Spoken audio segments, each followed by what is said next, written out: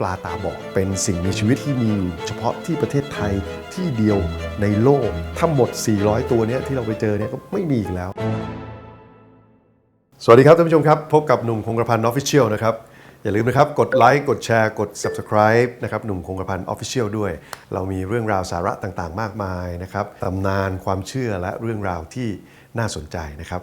EP นี้ครับผมจะมาพูดถึงเรื่องราวที่ผมได้ไปเจอนะครับเรียกได้ว่าเป็นสัตว์ที่มีที่เมืองไทยที่เดียว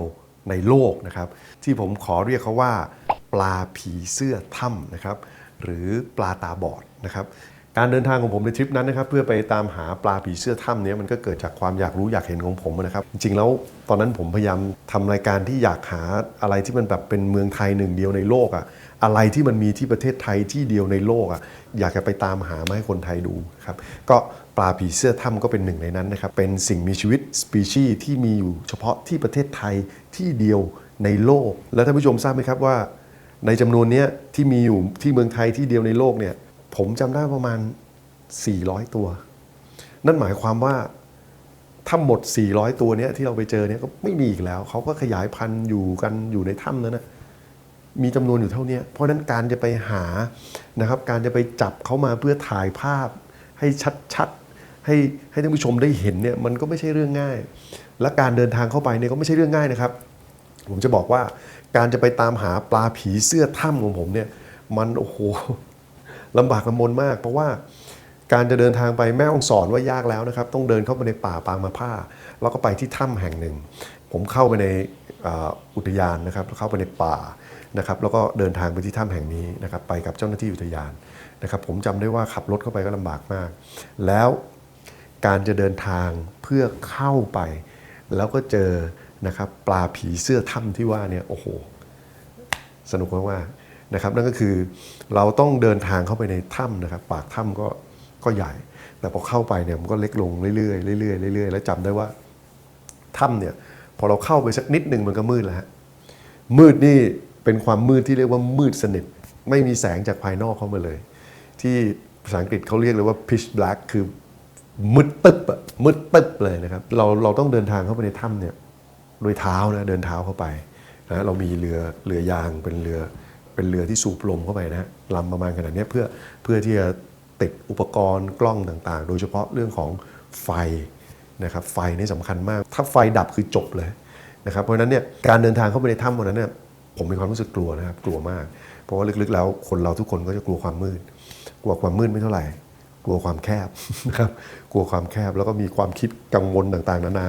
มากมายเลยว่าถ้าไฟดับหรือแบตหมดแบตที่เตรียมมาทั้งหมดเนี่ยมันหมดเนี่ยทำไงวะเนี่ยนะครับเพราะฉะนั้นผมก็บอกทุกคนเลยว่าเฮ้ยขอแบตเตอรี่และไฟให้เพียงพอเลยนะคือเข้าไปแล้วแบตหมดไฟดับเนี่ยตายนะครับนะเป็นเรื่องถึงชีวิตเลยเพราะว่าเข้าไปลึกมากลึกแค่ไหนเกือบ2 กิโลอ่ะเข้าไปในถ้ำนะครับโดยที่เราเนี่ยเดินเท้าเข้าไปน้ำครึ่งตัวนะครับน้ำครึ่งตัวลอยเรือเข้าไปน้ำเย็นเจี๊ยบอยากให้ท่านผู้ชมนะครับจินตนาการว่าน้ำเนี่ยมันไหลมาจากยอดเขาสูงนะแล้วไหลลงมาก็เซาะผ่านถ้ำผ่านอะไรเกิดเป็นรูเป็นนะฮะเป็นถ้ำต่างๆนะครับหินงอกหินย้อยแล้วก็ไหลมาผ่านแล้วก็ลงสู่ที่ราบเนี่ยเราเดินลอดเข้าไปอย่างนั้นนะฮะลอดเข้าไปเรื่อยๆน้ำครึ่งตัวเย็นเจี๊ยบเหมือนเดินอยู่ในน้ำเย็นในตู้เย็นนะฮะแรกๆเข้าไปก็อาจจะมีแมลงมีนู่นมีนี่แมงมุมมั่งตุ๊กแกงูอะไรบ้างนะฮะแต่พอเข้าไปลึกเรื่อยๆแล้วก็เริ่มไม่มีละเพราะว่าเนื่องจากว่าสัตว์ร้ายก็ไม่เข้าไปอยู่แล้วเพราะไม่มีอาหารนะครับพอไม่มีอาหารเขาก็ไม่เข้าไปอยู่แน่นอนนะครับก็เดินเข้าไปเจ้าหน้าที่หลายคนนะครับก็เข้าไปเรื่อยๆเข้าไปเรื่อยๆเชื่อไหมฮะว่ามันผ่านไปช้ามากกว่าจะ100 เมตรนะฮะกว่าจะ10 เมตร100 เมตรเนี่ยมีบางช่วงนะครับขลุกขลักนิดนึงก็ต้องปีนมั่งลงนู่นนี่นั่นนะเอาเป็นว่าสุดท้ายเราก็ไปถึงนะครับจุดที่ปลาผีเสื้อถ้ำอยู่จุดที่เราไปถึงข้างในถ้ำนะครับเป็นกิโลนะครับลึกเข้าไปในนั้นนะครับผมเนี่ยอยากรีบทำงานนะถ่ายทำให้เสร็จแล้วก็รีบออกมามากเลยใจก็แบบคิดกังวลหลายอย่างก็ไม่ชอบอยู่แล้วนะครับที่แคบที่มืดๆแต่ก็อยากจะผจญภัยชอบที่จะแบบอยากรู้ว่าเป็นยังไงนะฮะเราก็คิดถึงบรรยากาศคิดตลอดเวลาเลยโอ้โหคุณเข้าไปใช้ชีวิตอยู่ในนี้ได้ยังไงเราพูดถึงปลาผีเสื้อถ้ำนะครับแต่ข้างนอกนะผมก็เห็นมีปลามีสัตว์น้ำก็มีปลาพลวงปลาอะไรมากมายปลาที่อาศัยอยู่ตามถ้ำตามน้ำตกนะครับด้านนอกเนี่ยมีเยอะแยะมากมายเลยคือคำสันนิษฐานหนึ่ง นะครับของนักวิชาการหรือว่านักวิทยาศาสตร์ก็แล้วแต่เนี่ยเขาก็บอกว่าปลาพวกนี้จริงๆแล้ว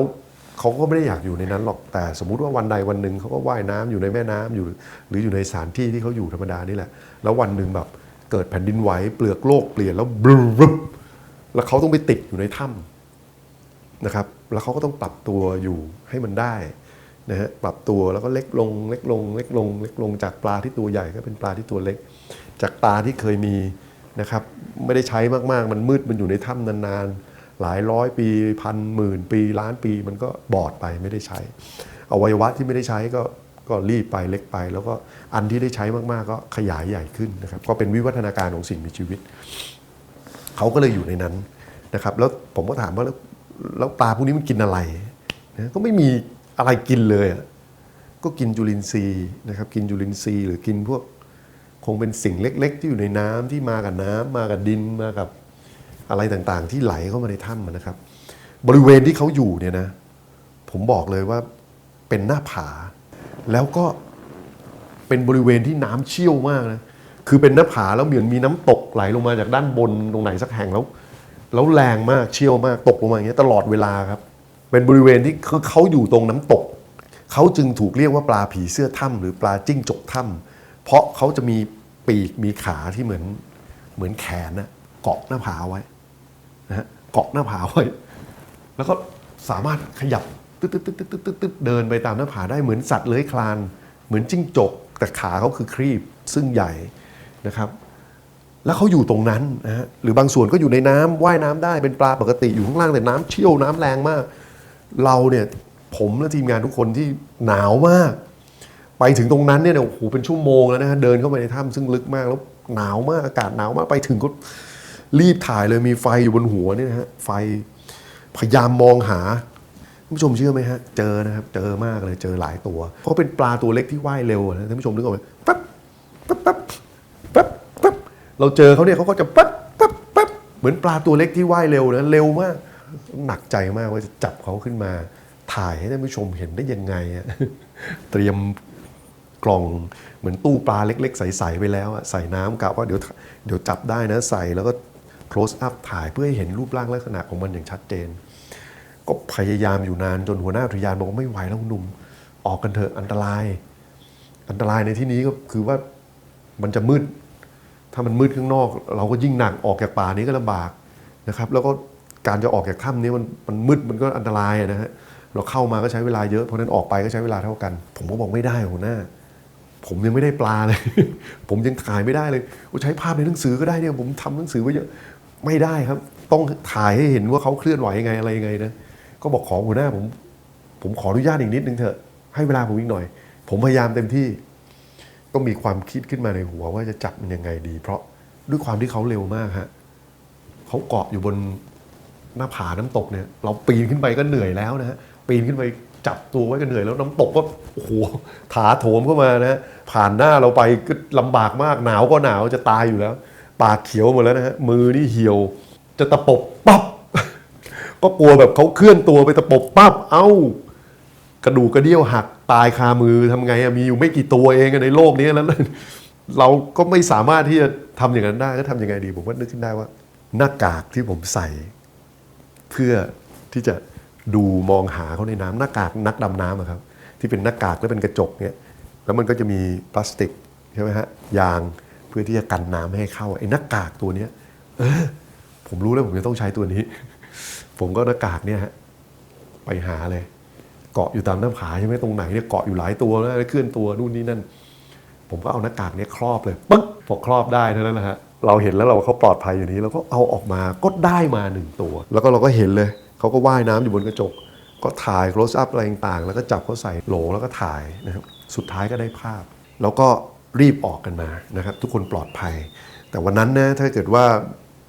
ลองจินตนาการว่าเป็นปัจจุบันนี้นะฮะที่เรามีเรื่องราวของนักเรียนนะฮะทีมฟุตบอลหมูป่าอะคาเดมี่ที่ไปติดอยู่ในถ้ำหลวงนะเราอาจจะไม่ได้ภาพพวกนั้นมาก็ได้นะเพราะผมอาจจะเปลี่ยนใจถอยทับกลับแต่แรกนะเพราะว่าพอนึกถึงภาพของน้องๆที่ไปติดในถ้ำแล้วโอ้โหคงเป็นอะไรที่แบบแย่มากกลัวมากแล้วพอวันที่เกิดข่าวหมูป่าอะคาเดมี่ที่ไปติดอยู่ในถ้ำนั้นนะผมนึกถึงวันนั้นเลยผมนึกถึงประสบการณ์ชีวิตของผมในช่วงนั้นว่าโอ้โหถ้าวันนั้นนะเราติดอยู่ในถ้ำแบบนั้นนะก็คงเป็นแบบนั้นนะ แล้วเราก็รู้เลยว่าน้องทุกคนที่อยู่ในถ้ำนั้นนะรู้สึกยังไง